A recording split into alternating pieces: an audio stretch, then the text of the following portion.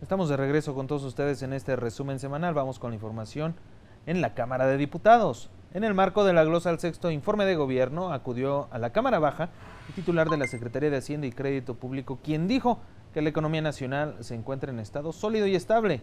Le contamos todos los detalles a continuación. Es verdad, ante esta honorable Cámara de Diputados, a la que comparece con la finalidad de profundizar el análisis del sexto informe de gobierno y enriquecer el debate entre los poderes ejecutivo y legislativo. Sí, protesto.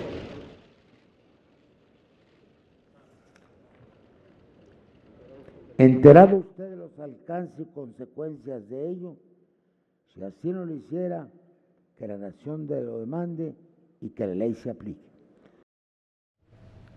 Bueno, ya en la intervención del secretario afirmó que la economía nacional se encuentra en estado sólido y estable, con una potencia exportadora en ascenso y con reducción en la dependencia de recursos o ingresos petroleros.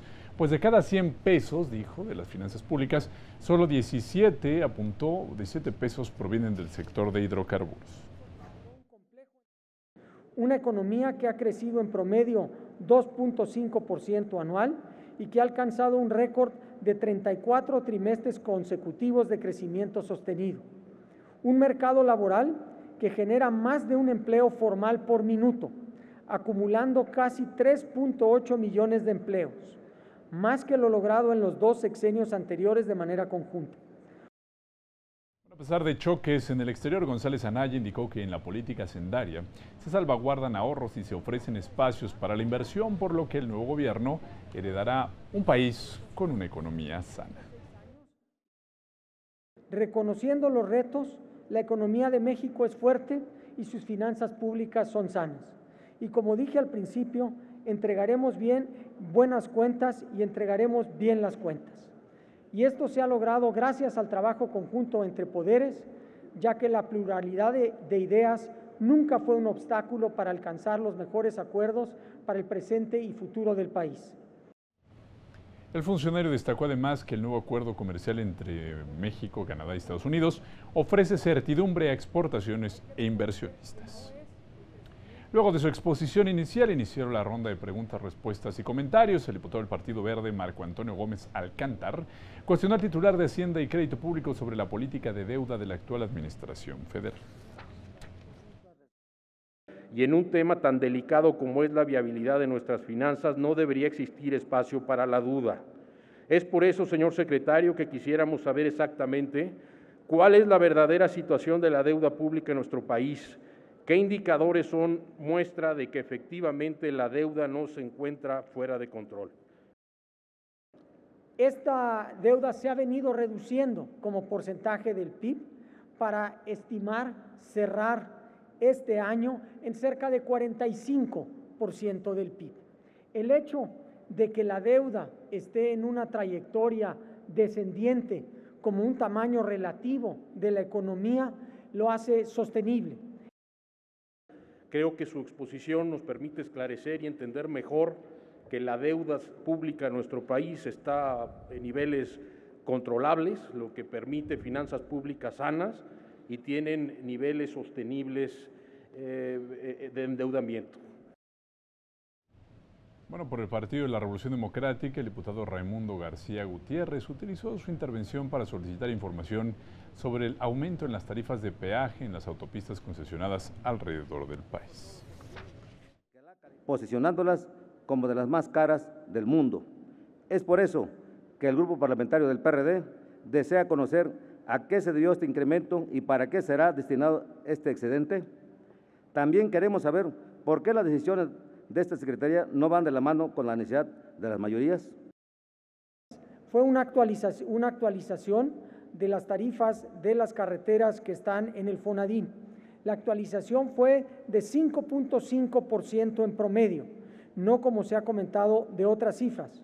La tarifa promedio por kilómetro de la red concesionada sigue siendo la más baja del país, con 1.56 pesos por kilómetro. Usted menciona que el ajuste que se hizo en promedio de todas las carreteras. Qué bueno que lo aclara, pero aún así me parece que es injusto. Además, mucho del reclamo de este casetazo es precisamente obras inconclusas y la falta de buen funcionamiento. Bueno, la diputada Fabiola Loya del Grupo Parlamentario de Movimiento Ciudadano manifestó su preocupación por el manejo opaco de los recursos contenidos en diversos fideicomisos administrados por las dependencias del gobierno federal.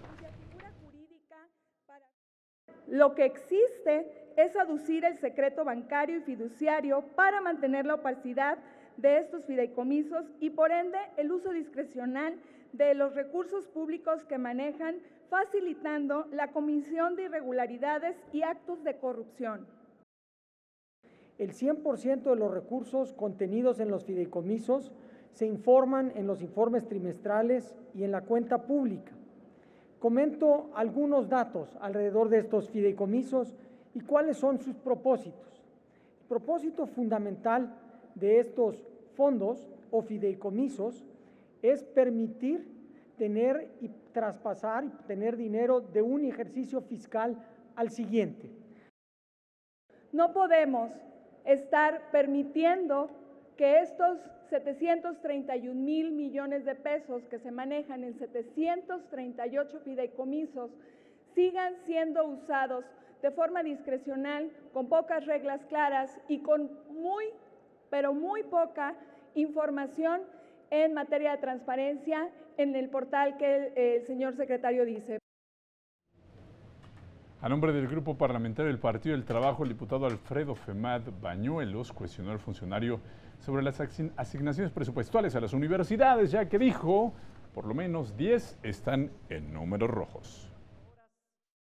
Señor secretario, quisiéramos saber si ahora que usted nos habla de que la economía está bien, de que hay finanzas sanas, ¿qué certeza tenemos hoy los cerca de 600,000 universitarios de estas 10 universidades de que va a haber respuesta para terminar el año? Pues en cada universidad, como ya nos platicó, el diputado tiene un caso particular y hay que analizarlo con cuidado. En algunos casos, los gobiernos de los estados no han puesto la parte que le corresponde. En algunos otros casos se han incrementado las plantillas más allá de lo que hay de suficiencia presupuestaria. En algunos otros casos las prestaciones incluso han sido por encima. Estamos preocupados porque no queremos llegar al día 30 de noviembre con una situación donde 10 universidades del país estarán en huelga y más de 600,000 universitarios estarán en la calle. No tenemos ya tiempo con este gobierno para debatir el problema más de fondo, pero yo sí le digo, señor secretario, que es necesario que en este país el tema de la educación superior sea tema que sea parte de la agenda nacional. En su oportunidad, la diputada del Partido Encuentro Social, Adriana Paulina Tisier Zavala, solicitó explicaciones acerca de la deuda subnacional y el incremento que ha tenido la misma. De 2012 al día de hoy, la deuda subnacional ha crecido en 32% y el saldo de la deuda de financiamientos de entidades federativas y municipios es de 570,000 millones de pesos. Es decir, no es un monto menor y no se supervisa de la misma manera que la deuda nacional. El máximo al que llegó la deuda subnacional, la deuda estatal, fue de 90% de las participaciones. Este porcentaje se ha disminuido a 71% de las participaciones. Así que al final del día lo que podemos ver es que esta deuda estatal está en una trayectoria sostenible. Es fundamental que cada uno, desde nuestra posición, sigamos vigilando el cumplimiento de la ley para que las autoridades locales sigan funcionando con responsabilidad y un mayor ordenamiento en el manejo de sus finanzas públicas. A nombre de los legisladores del PRI, el diputado Fernando Galindo Favela centró sus cuestionamientos en la importancia de que se transparente el uso de los recursos públicos con el objetivo de reducir la corrupción y fortalecer al Estado. ¿Qué medidas ha tomado la Secretaría de Hacienda para abrir la información pública a la ciudadanía y cuál ha sido su alcance? ¿Qué otra información ofrece la Secretaría de Hacienda a través de sus herramientas de transparencia adicional a la evolución del gasto? ¿Y cómo pueden los ciudadanos tener elementos para evaluar los programas de gobierno? Se ha buscado avanzar en este tema de la transparencia y el compromiso que ha habido esta administración ha sido de esta transparencia. Les doy algunos ejemplos. En el 2012 solo existía una sola plataforma con el avance trimestral del presupuesto a nivel de programa presupuestario. En datos abiertos solo se reportaba lo de la cuenta pública. Existía una guía para explicar el presupuesto. Es evidente que el gobierno federal ha dado cumplimiento a la normatividad vigente en cuestión de transparencia y rendición de cuentas. Además, ha procurado ir más allá. Generó un sistema que proporciona mejor información a los mexicanos de manera más clara y sencilla. Bueno, desde la tribuna el diputado del PAN, Miguel Alonso Rix Baeza, reprochó el uso discrecional de recursos públicos al ejecutar programas o proyectos que no fueron aprobados por la Cámara de Diputados.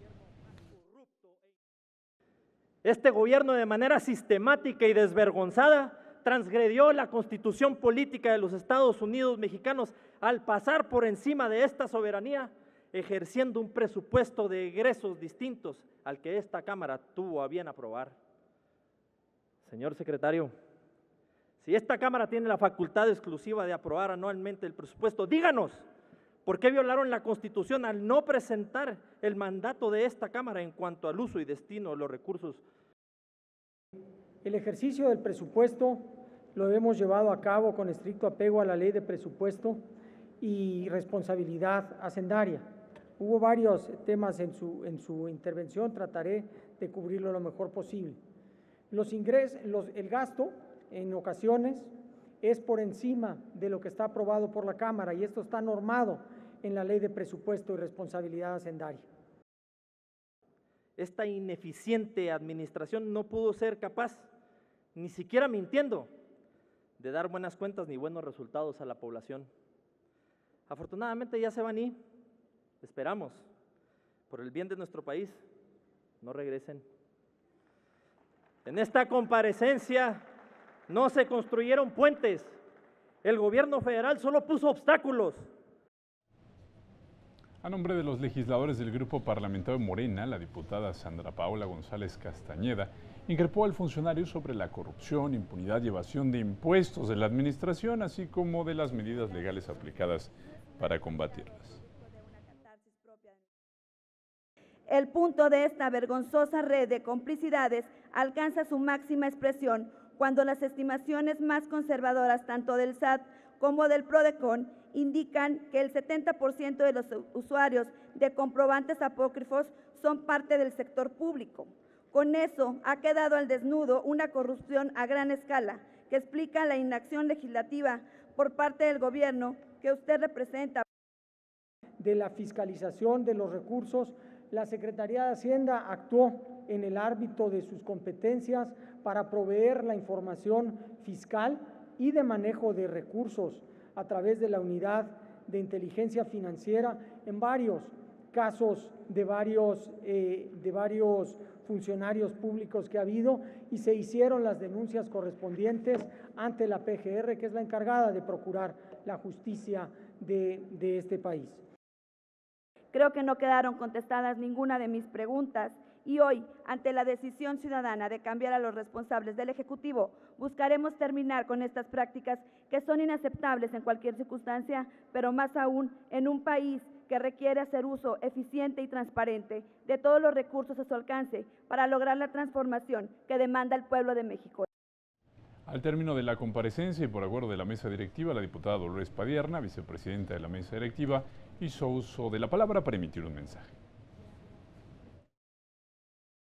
El informe es una amplia explicación de las reformas estructurales que, según prometió Peña Nieto, harían mejorar la economía y, sin embargo, la realidad y todos los datos oficiales contradicen esas expectativas. Al momento de emitir su mensaje, la legisladora fue interrumpida desde los curules por diputados de diversos grupos parlamentarios. Con todo respeto, sí hacer un extrañamiento de que el acuerdo que tomó la Junta de Coordinación Política sobre la mecánica y los turnos de las comparecencias sí tiene que ser respetado y no se puede alterar. No estamos en contra del acuerdo que se tomó para que usted hiciera uso de la palabra y cerrara esta comparecencia. Lo que no estamos de acuerdo y rechazamos contundentemente es que usted haga juicios de valor y ponga en riesgo la unidad de este Parlamento.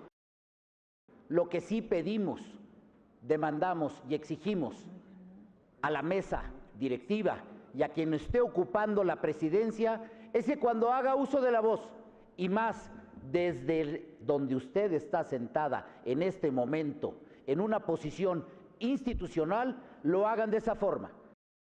La mesa directiva y la presidencia en particular debe de garantizar la unidad y la imparcialidad de la Cámara. Esa es la función de la mesa directiva. Si usted quería hacer un posicionamiento como lo hizo a nombre de su grupo parlamentario, la debió de haber anotado su coordinador.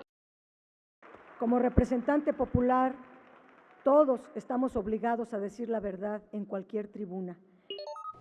Ahí tiene usted este debate. Es momento de hacer una pausa, pero cuando regresemos, el secretario de Salud compareció ante la Comisión de Salud de la Cámara de Diputados como parte de la glosa del informe de Gobierno Federal. Regresamos.